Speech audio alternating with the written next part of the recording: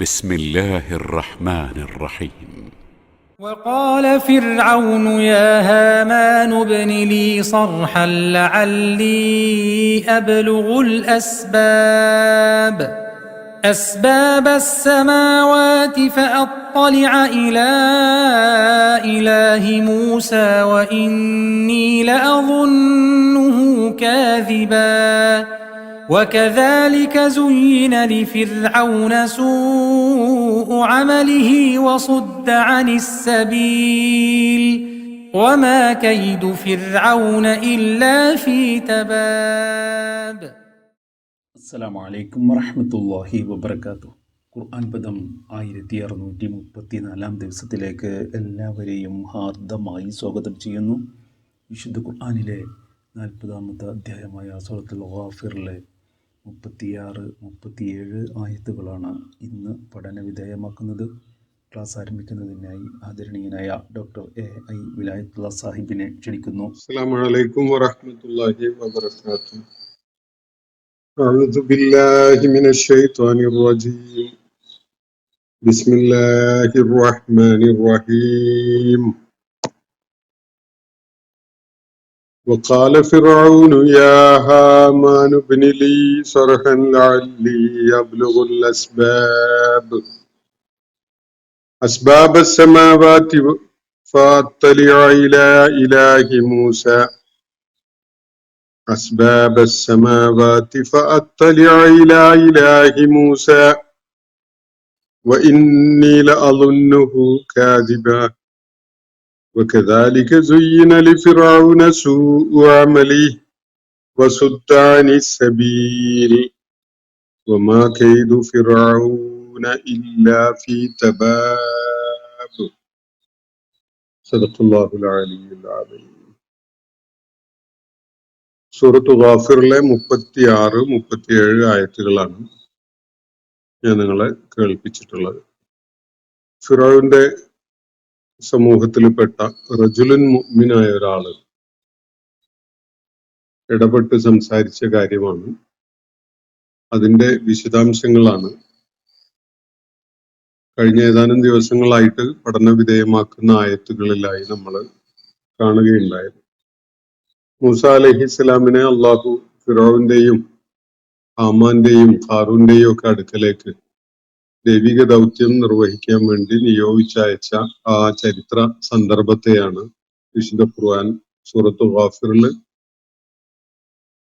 നമ്മളിപ്പോ പഠിച്ചുകൊണ്ടിരിക്കുന്ന ഭാഗത്ത് വിവരിക്കുന്നത്. മക്കയിലെ ആളുകളോട് മുഹമ്മദ് നബി സല്ലല്ലാഹു അലൈഹി വസല്ലം നിർവഹിച്ചുകൊണ്ടിരുന്ന ആശയ സംവാദത്തിന്റെ പശ്ചാത്തലത്തില് അവരെ ചരിത്രത്തിൽ നിന്ന് പാഠം ഉൾക്കൊള്ളുന്നവരാകാൻ പ്രേരിപ്പിക്കുന്ന ചില കാര്യങ്ങൾ പറഞ്ഞതിനെ തുടർന്ന് അത്തരമൊരു വലിയ ഗുണപാഠം മനുഷ്യരാശിയിൽപ്പെട്ട ആർക്കും തന്നെ നേടാൻ സാധിക്കുന്ന വിധത്തിലുള്ള ഒരു ചരിത്ര പശ്ചാത്തലം അല്ലെങ്കിൽ ഒരു ചരിത്ര സംഭവമാണ് അല്ലാഹു ഈ ഭാഗത്ത് നമ്മളെ വിവരിച്ച് കേൾപ്പിക്കുന്നത്.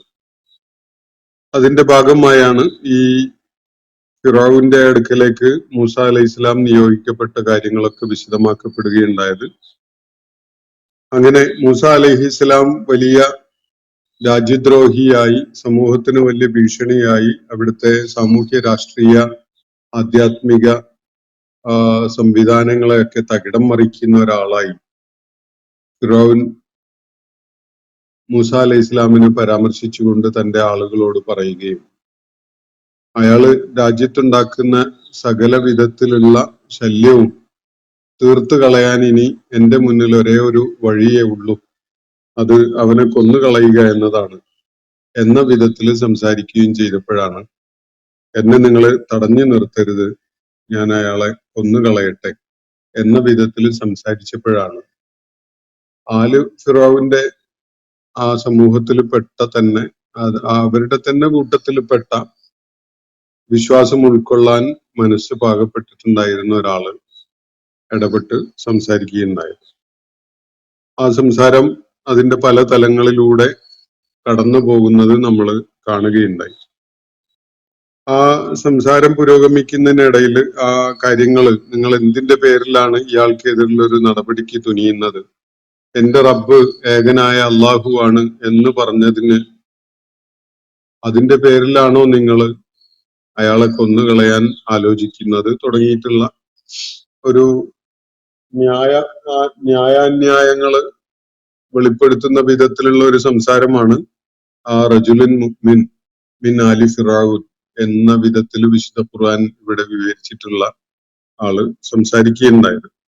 അതിനിടക്കാണ് ഇന്ന് ഞാൻ നിങ്ങളെ കേൾപ്പിച്ച ഈ 36, 37 ആയത്തുകളിൽ അടങ്ങിയിട്ടുള്ള കാര്യം. അത് ഫിറഔൻ ഈ സംസാരത്തിനോട് പ്രതികരിച്ചുകൊണ്ട് ഇടക്ക് കയറിയിട്ട് പറയുകയാണ്.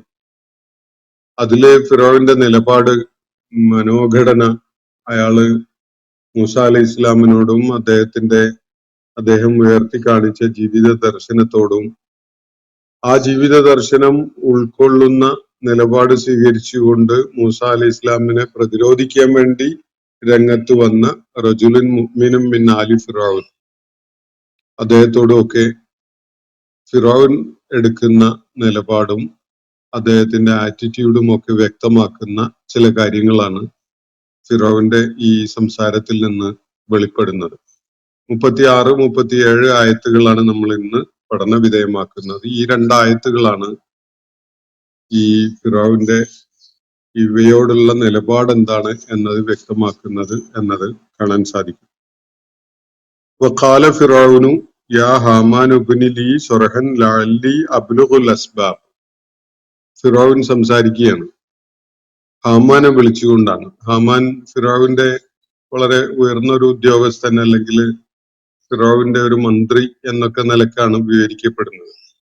ഫിറൗന്റെ പദ്ധതികൾ നടപ്പിലാക്കുന്ന ചുമതല ഉണ്ടായിരുന്ന അദ്ദേഹത്തിന്റെ ഒരു കാര്യങ്ങൾ നടപ്പിലാക്കുന്ന ഒരു എക്സിക്യൂട്ടീവ് ആയിട്ടാണ് ഈ ഹാമാനെ വിശുദ്ധ ഖുർആന്റെ വിവരണങ്ങളിൽ നിന്ന് നമുക്ക് മനസ്സിലാക്കാൻ കഴിയാം. ഫിറൗന്റെ പദ്ധതികൾ, അയാൾ ആലോചിച്ച കാര്യം, അയാൾ തീരുമാനിച്ച സംഗതി നടപ്പിലാക്കുന്ന ഒരു മുതിർന്ന, ഒരു ഉയർന്ന പദവിയിലുള്ള ഒരാളാണ്. അപ്പോ വഖാല ഫിറഔൻ, അപ്പൊ ഈ റജുലുൻ മുഅ്മിനുൻ മിൻ ആലി ഫിറഔൻ നടത്തിയ ഈ ആശയ സംവാദത്തിന്റെ ചില വശങ്ങളും ചില തലങ്ങളും ഒക്കെ കേട്ട് നിന്നതിന് ശേഷം ഫിറഔൻ അവയെ ഒക്കെ നിസാരവൽക്കരിച്ചുകൊണ്ട് ഈ ഹാമാനോട് സംസാരിക്കുകയാണ്. പറയുന്നത് ഇങ്ങനെയാണ്, യാ ഹാമാൻ, ഹാമാനെ എന്ന് വിളിച്ചുകൊണ്ട് പറയുകയാണ്, ഇബ്നി ലീ സർഹൻ, എനിക്കായി നീ ഒരു ഗോപുരം പണിതു തരണം, ഒരു ടവർ പണിയണം, ഒരു ബുർജ്, ഒരു വളരെ ഉയർന്നു നിൽക്കുന്ന, ആകാശത്തിലേക്ക് തല ഉയർത്തി നിൽക്കുന്ന ഒരു നിർമ്മാണം നടത്തണം. എനിക്ക് വേണ്ടി അങ്ങനെ ഒരു സംഗതി വേഗം നടപ്പിലാക്കണം. യാ ഹാമാൻ ഇബ്നി ലീ സർഹൻ, തല ഉയർത്തി നിൽക്കുന്ന ഒരു ഗോപുരം എനിക്കായി നീ പണിയണം എത്രയും പെട്ടെന്ന്. ലഅല്ലി അബ്ലുഗുൽ അസ്ബാബ്, ഞാനൊന്ന് വഴികളിലേക്ക് എത്തി നോക്കട്ടെ. ലഅല്ലി അബ്ലുഗുൽ അസ്ബാബ് എന്നാണ്, ഞാൻ സരണികളിലേക്കൊന്ന് ഒന്നങ്ങ് റീച്ച് ഔട്ട് ചെയ്യട്ടെ എന്നാണ് ഇവിടെ ഫിറഔൻ ഹാമാനോട് പറയുന്നത്. ആകാശ സരണികളെ, വാനലോകത്തെ, ഉപരിലോകത്തെ പ്രപഞ്ചനാഥനായിട്ട് ഇവിടെ പരിചയപ്പെടുത്തി മൂസ അലൈഹി ഇസ്ലാം സംസാരിച്ചിട്ടുള്ള ഒരു ദൈവം എന്ന നിലക്ക് പരാമർശിച്ചുകൊണ്ട് പറഞ്ഞിട്ടുള്ള ഒരു ശക്തിയുണ്ടല്ലോ, അള്ളാഹു.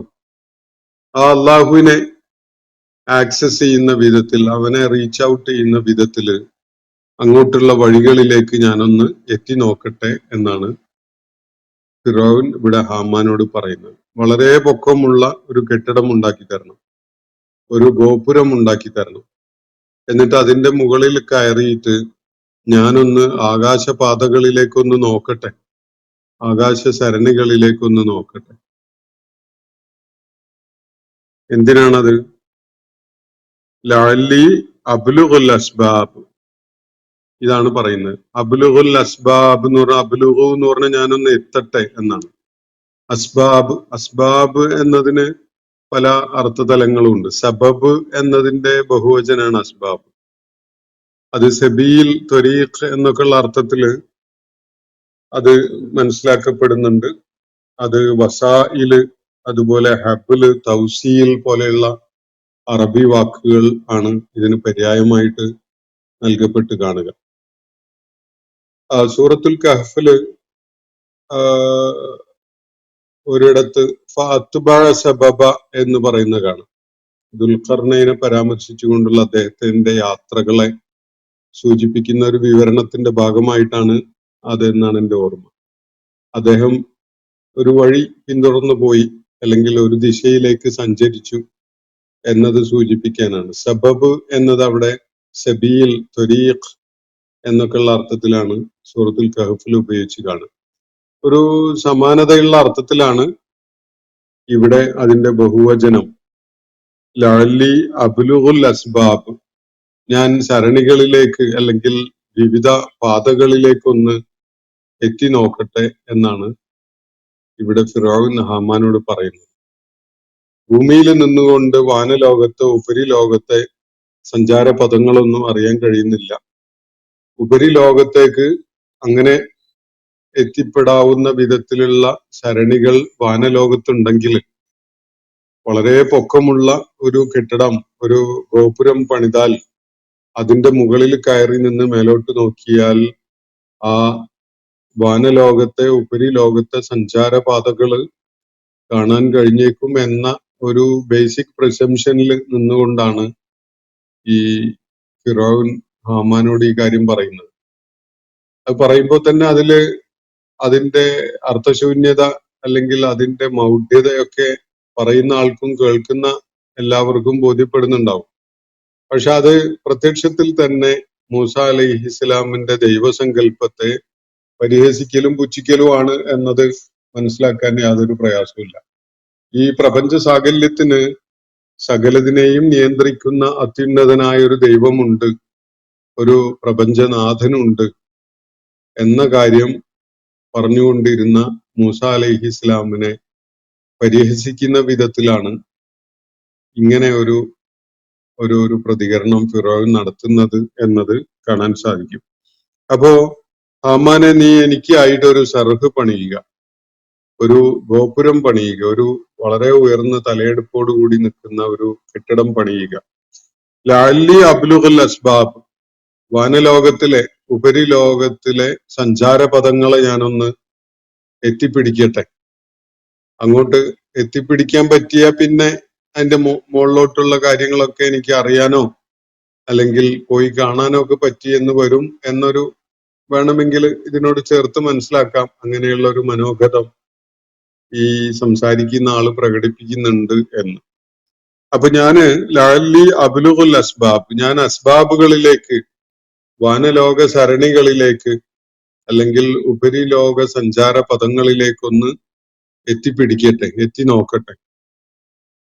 അബ്ലുഗു എന്നത് ഇംഗ്ലീഷിൽ റീച്ച് ഔട്ട് എന്ന് പറയുന്നത് പോലെയാണ്. ഞാനൊന്ന് അങ്ങോട്ട് എത്തിപ്പിടിക്കട്ടെ, ആക്സസ് ചെയ്യട്ടെ എന്ന വിധത്തിൽ. അസ്ബാബ് സമാവാത്തി, എന്നിട്ട് എന്താണ് ഈ അസ്ബാബ് എന്നത് ഒന്നുകൂടി വ്യക്തമാക്കുകയാണ്. അസ്ബാബ് സമാവാത്ത്, വാനങ്ങളുടെ സഞ്ചാരപഥങ്ങൾ, ഉപരിലോകങ്ങളുടെ സഞ്ചാരപഥങ്ങൾ എന്നാണ് അതിന് വിശദാംശമായിട്ട് വിവരിക്കപ്പെടുന്നത്. അസ്ബാബ് സമാവാത്ത്, സമാവാത്ത് എന്ന് പറഞ്ഞാൽ ഉപരിലോകങ്ങൾ, വാനലോകം, അല്ലെങ്കിൽ ഭൂമിയിൽ നിന്ന് വീക്ഷിക്കുന്നവരെ സംബന്ധിച്ചിടത്തോളം വളരെ ഉന്നതമായ ഹൈറ്റ്സിൽ ഉള്ള മേഖലകൾ, ഇതാണ് സമാവാത്ത്. അപ്പോ അസ്ബാബ് സമാവാത്ത് എന്ന് പറഞ്ഞാൽ ഉപരിലോകങ്ങളിലേക്കുള്ള സഞ്ചാരപഥങ്ങൾ, ഉപരിലോകങ്ങളിലേക്കുള്ള വഴികൾ, സബീലുകൾ. അപ്പൊ അങ്ങോട്ടാണ് എനിക്കൊന്ന് എത്തിപ്പിടിക്കേണ്ടത്. ഫഅത്തലിഅ ഇലാ ഇലാഹി മൂസ, അങ്ങനെ ഞാന് മൂസായുടെ ദൈവത്തെ ഒന്ന് എത്തി നോക്കട്ടെ. ഇത്തല എന്ന വാക്കിന്റെ വേറെ രൂപമാണ് അത്തലിയോ, ഞാനൊന്ന് എത്തി നോക്കട്ടെ എന്നാണ്. ഒരു പൊക്കമുള്ള മതിൽ തലപ്പിന് അപ്പുറത്തേക്ക് കാണാൻ വേണ്ടി തല മതിലിനേക്കാൾ ഉയർത്തി പൊക്കി നോക്കുന്ന ആ ഒരു ആക്ഷനാണ് അറബി ഭാഷയിൽ ഈ ഇത്തല എന്ന പദം കൊണ്ട് സൂചിപ്പിക്കപ്പെടുന്നത്. അതിന്റെ ലിറ്ററൽ സെൻസിലും അതുപോലെ മെറ്റഫോറിക്കലോ ആലങ്കാരിക അർത്ഥത്തിലോ ഒക്കെ ഈ പദം ഉപയോഗിക്കുന്നുണ്ട്. അപ്പോ ഇവിടെ മൂസ അലൈഹി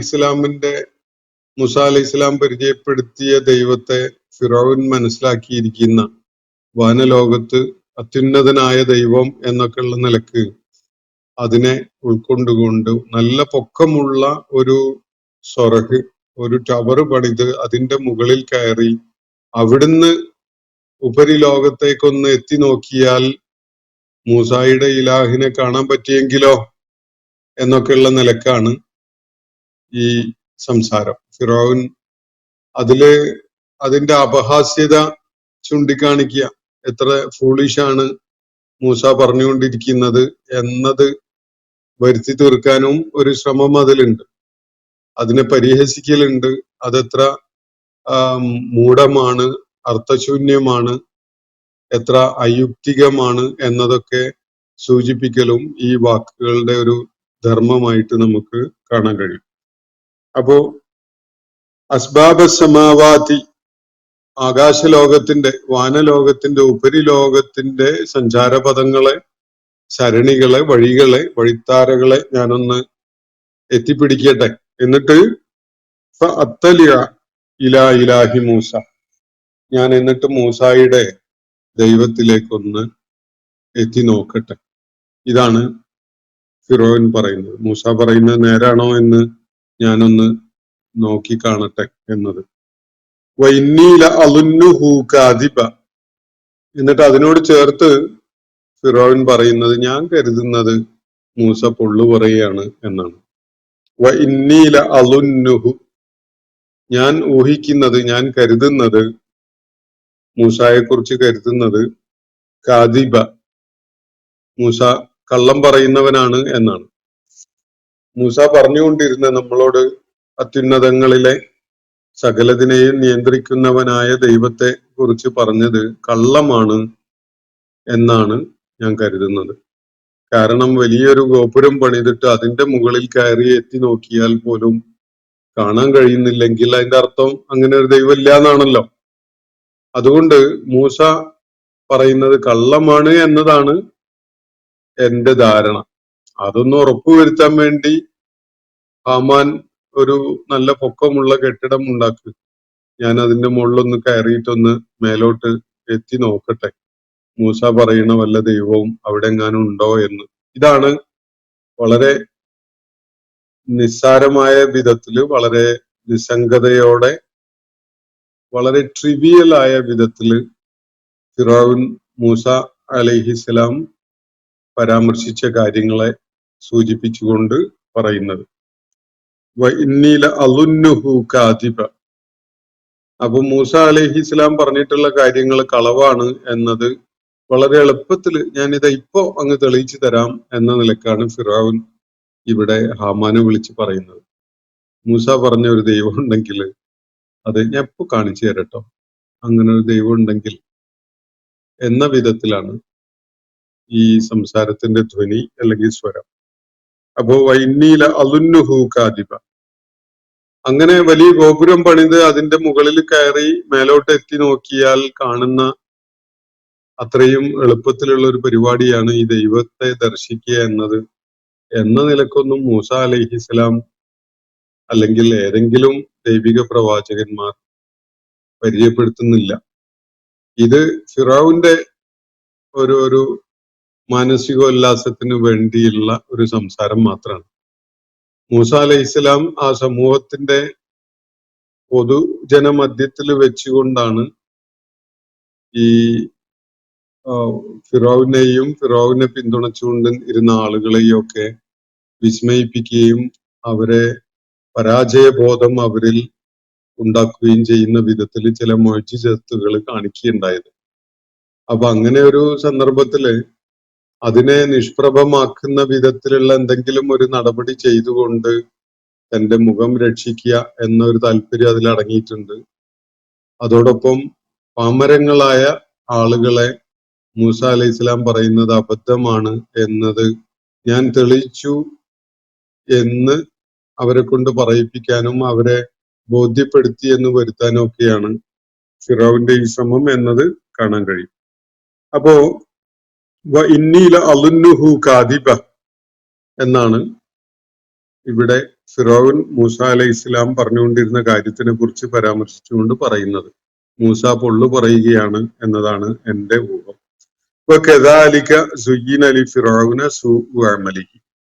എന്നിട്ട് അതിനെ പരാമർശിച്ചുകൊണ്ട് അള്ളാഹു പറയാണ്, ഈ വിധത്തിലാണ് ഫിറൗന് അയാളുടെ അബദ്ധ പ്രവർത്തനങ്ങളെ, തെറ്റായ മൂഢമായ ബുദ്ധിശൂന്യമായ പ്രവർത്തനങ്ങളെ അയാൾക്ക് വളരെ ആകർഷകമായി, വളരെ സീനത്തുള്ളതായി നാം കാണിച്ചു കൊടുത്തത്.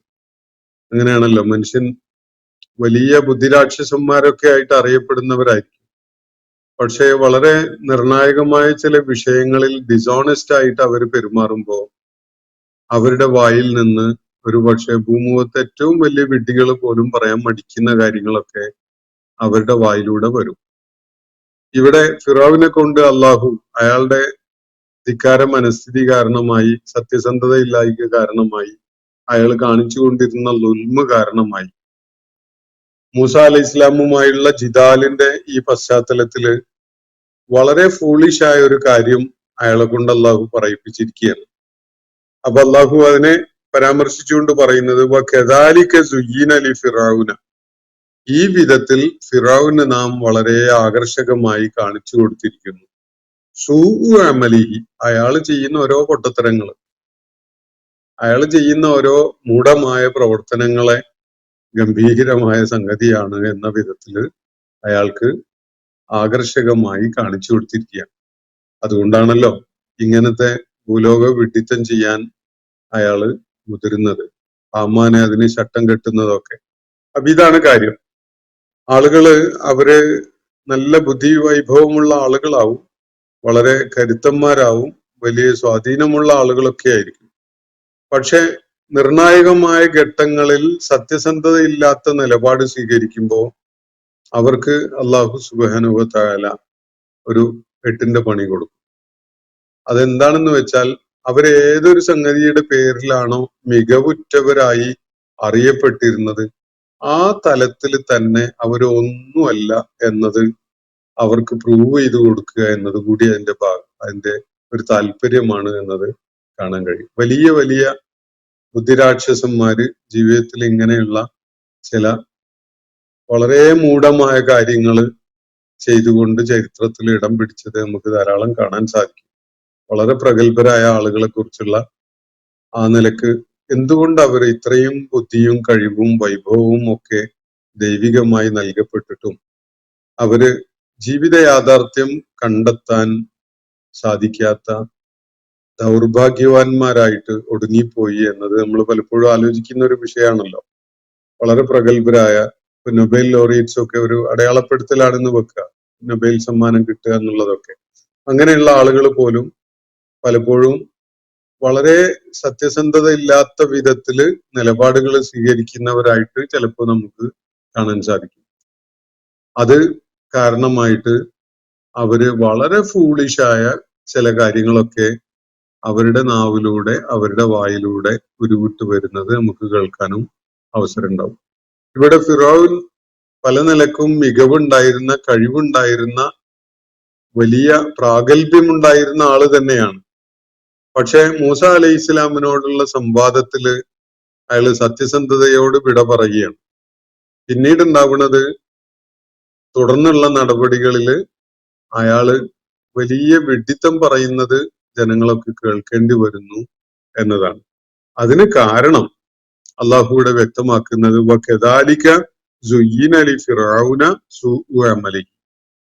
അത് അയാളുടെ സൂഉ അമലിനെ വളരെ സീനത്തുള്ളതായിട്ട് കാണിക്കപ്പെട്ടത് കൊണ്ടാണ്. എന്ന് പറഞ്ഞാൽ അയാളുടെ കണ്ണ്, ഹൃദയം, അനുഭവതലം ഇതൊന്നും തന്നെ അയാളുടെ നിയന്ത്രണത്തിലല്ലല്ലോ. അതിനെ ഓരോ സമയത്തും ഏത് വിധത്തിൽ പ്രവർത്തിക്കണം എന്ന രീതിയിൽ നിയന്ത്രിച്ചു കൊണ്ടിരിക്കുന്ന ഒരു റബ്ബുണ്ട്, ഒരു മുഖല്ലിബുൽ ഖുലൂബ് ഉണ്ട് എന്നതാണ് യാഥാർത്ഥ്യം.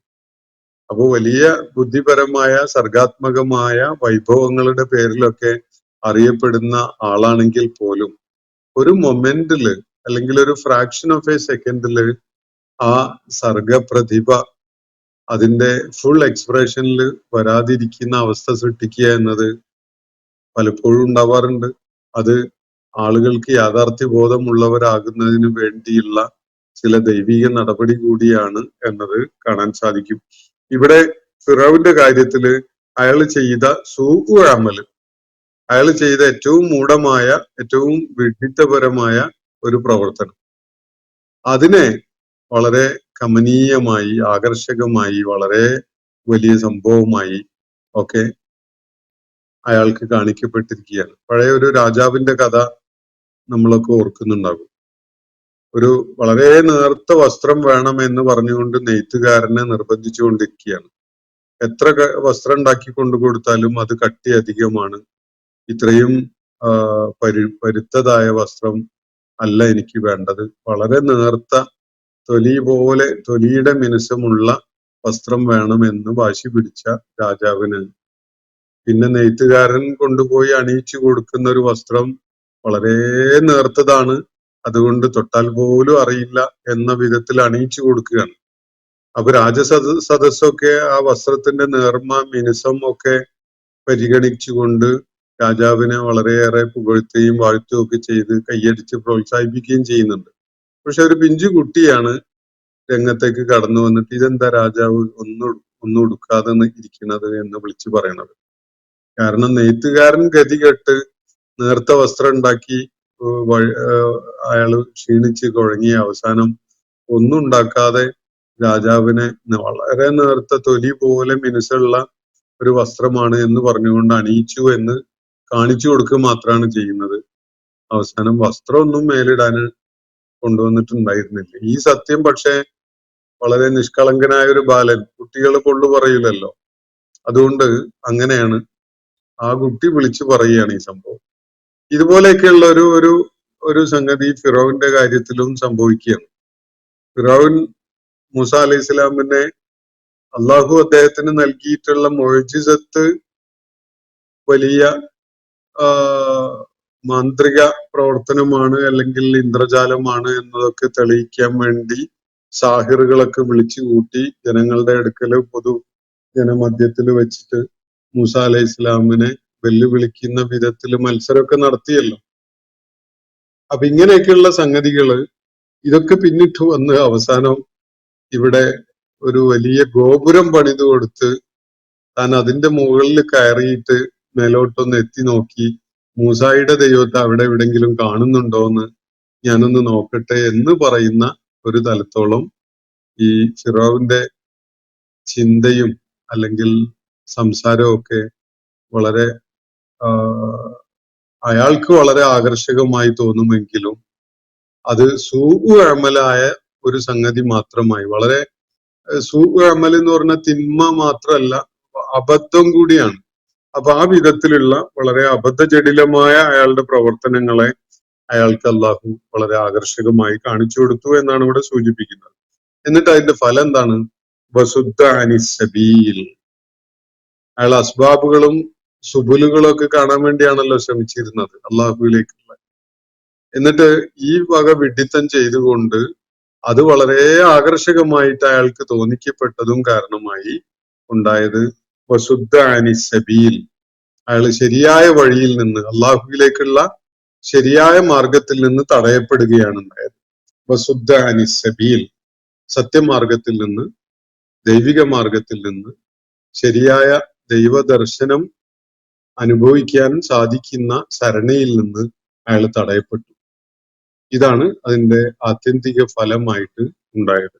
ഒരാൾ തന്റെ മൂഢമായ പ്രവർത്തനങ്ങളിലും സംസാരത്തിലും അങ്ങനെ വാശി പിടിച്ചുകൊണ്ട് പോവുകയാണെങ്കിൽ, സത്യസന്ധത ഇല്ലായ്ക കാണിച്ചുകൊണ്ടാണ് അയാൾ മുന്നേറുന്നതെങ്കിൽ പിന്നെ അയാൾക്ക് സത്യത്തിലേക്കുള്ള കവാടം അല്ലെങ്കിൽ സത്യത്തിലേക്കുള്ള ആ സരണിയോ വഴിയോ ഒന്നും തുറന്നു കൊടുക്കുകയില്ല. അയാൾക്ക് അത് അള്ളാഹു അടച്ചിട്ട് കളയും. പിന്നെ അയാൾ ഏതാണോ തെരഞ്ഞെടുത്തത് ആ വഴി വളരെ ആകർഷകമായിട്ട് കാണിക്കപ്പെടുകയും ചെയ്യും. അത് അവസാനം ഏതൊരാളുടെയും ഏറ്റവും വലിയ ആ പരാജയത്തിലേക്കാണ് അയാളെ കൊണ്ടുചെന്ന് എത്തിക്കുക എന്നതാണ് വസ്തുത. അപ്പൊ വസുദ്ധ അനി സബീൽ, അങ്ങനെ ഇതിന്റെ ഫലമായിട്ട് അയാള് സത്യമാർഗത്തിൽ നിന്ന്, ശരിയായ പാതയിൽ നിന്ന് തടയപ്പെട്ടു. വമാ കൈദു ഫിറഔന ഇല്ലാ ഫീ തബാബ്. എന്നിട്ട് ഫിറൌന്റെ മൊത്തം പ്രയത്നങ്ങളെ പരാമർശിച്ചുകൊണ്ട് അല്ലാഹ് പറയാം, ഫിറൌന്റെ കൈതുണ്ടല്ലോ, അത് ഇന്നും നിലയും തുടങ്ങിയതൊന്നുമല്ല. ഫിറൌൻ തന്ത്രം പയറ്റാൻ തുടങ്ങുന്നത് മൂസ അലൈഹി ഇസ്ലാം ജനിക്കുന്നതിന്റെ പോലും മുന്നെയാണ്. ബനു ഇസ്രായേൽ സമൂഹത്തില് പിറന്നു വീഴുന്ന ആൺമക്കളെയൊക്കെ കൊല്ലാൻ തീരുമാനിച്ച നാള് മുതൽ തന്നെ, അല്ലെങ്കിൽ അതിന്റെയും മുന്നേ തന്നെ ബനു ഇസ്രായേലുകാരെ ദ്രോഹിച്ചുകൊണ്ടിരുന്ന കാലം മുതലേ ഫിറൌൻ പല വിധത്തിലുള്ള തന്ത്രങ്ങളും പയറ്റിക്കൊണ്ടിരിക്കുകയാണ്. തന്ത്രം എന്നത് ഇത് ഫിറൌന്റെ കാര്യത്തിൽ കുതന്ത്രം എന്ന് വായിക്കുകയാണ് നല്ലത്. നല്ല കാര്യങ്ങൾക്ക് തന്ത്രം പ്രയോഗിക്കുമ്പോൾ അതിന് പറയുന്ന പോലെയല്ല, ചീത്ത താല്പര്യങ്ങള് സഫലമാക്കാൻ വേണ്ടി തന്ത്രം പ്രയോഗിക്കുമ്പോൾ അതിന് പറയാം, അത് കുതന്ത്രമാണ്. അപ്പോ വമാ കൈദു ഫിറൌന, ഫിറൌന്റെ ഇത്തരം കുതന്ത്രങ്ങൾ ഉണ്ടല്ലോ, അതിന്റെ ആത്യന്തികമായിട്ടുള്ള നേട്ടം എന്തായിരുന്നു? ഇല്ലാ ഫീ തബാബ്, അത് അയാളുടെ നാശത്തിൽ എത്തിച്ചു എന്നത് മാത്രമാണ് അതിന്റെ ഫലം. അയാളെ തബാബില് ചെന്ന്, അയാളുടെ നാശഗതിയില് ചെന്ന് പതിക്കാനിടയാക്കി എന്നതല്ലാത്ത യാതൊരു ഗുണവും അയാളുടെ ഈ മികവുറ്റ തന്ത്രങ്ങൾ കൊണ്ടൊന്നും ഉണ്ടായിട്ടില്ല. വലിയ വലിയ തന്ത്രങ്ങൾ ആവിഷ്കരിക്കുകയായിരുന്നു. ബനു ഇസ്രായേൽ മക്കളെ കൊല്ലുന്നത്, അവരെ പെണ്ണുങ്ങളെ ജീവിക്കാൻ വിടുന്നത്, അല്ലെങ്കിൽ അപമാനിതരാക്കുന്നത്, അങ്ങനെ തുടങ്ങിയിട്ട് ഒരുപാട് തന്ത്രങ്ങള് ഫിറോൻ പയറ്റിയിട്ട് നമ്മൾ കണ്ടു. സാഹിറുകളെ ഉപയോഗപ്പെടുത്തിയിട്ട്, ഇപ്പോ ഹാമാനെ ഉപയോഗപ്പെടുത്തിയിട്ട്, ഖാറൂനെ രംഗത്തിറക്കി ബനു ഇസ്രായേൽ സമൂഹത്തെ വിരട്ടിയിട്ട്, ഇങ്ങനെയൊക്കെ പല തന്ത്രങ്ങളും ഫിറോൻ പയറ്റുകയുണ്ടായതാണ്. എന്നാൽ ഈ തന്ത്രങ്ങളൊക്കെയും അയാളുടെ പതനം ഒരുക്കുകയായിരുന്നു എന്നതാണ് ഖുർആൻ ഇവിടെ പറയുന്നത്. വമാ കൈദു ഫിറൌന, ഫിറൌന്റെ തന്ത്രങ്ങൾ ഇല്ലാ ഫീ തബാബ്, അയാളുടെ നാശം ഒരുക്കി എന്നതേ ഉണ്ടായിട്ടുള്ളൂ എന്നാണ് ഇവിടെ സൂചിപ്പിക്കുന്നത്. ഇന്നത്തെ സെഷൻ ഞാൻ ഇവിടെ അവസാനിപ്പിക്കുകയാണ്. 36 മുതൽ 37 വരെയുള്ള ആയത്തുകളാണ് നമ്മൾ ഇന്ന് പഠന വിധേയമാക്കിയിട്ടുള്ളത്. അള്ളാഹു നമ്മെ എല്ലാവരെയും അനുഗ്രഹിക്കുമാറാവട്ടെ. വാഖിർ ദഅ്വാന അനിൽ ഹംദുലില്ലാഹി റബ്ബിൽ ആലമീൻ. അസ്സലാമു അലൈക്കും വറഹ്മത്തുള്ളാഹി വബറകാതുഹു. ഇന്നത്തെ ഖുർആൻ പദം ഇവിടെ സമാപിക്കുന്നു. ഖുർആൻ പഠനത്തിൽ പങ്കെടുത്ത എല്ലാവർക്കും അല്ലാഹു അർഹമായ പ്രതിഫലം നൽകി അനുഗ്രഹിക്കട്ടെ. വആഖിർ ദഅ്വാന അനിൽ ഹംദുലില്ലാഹി റബ്ബിൽ ആലമീൻ. അസ്സലാമു അലൈക്കും വറഹ്മത്തുള്ളാഹി വബറകാതുഹു.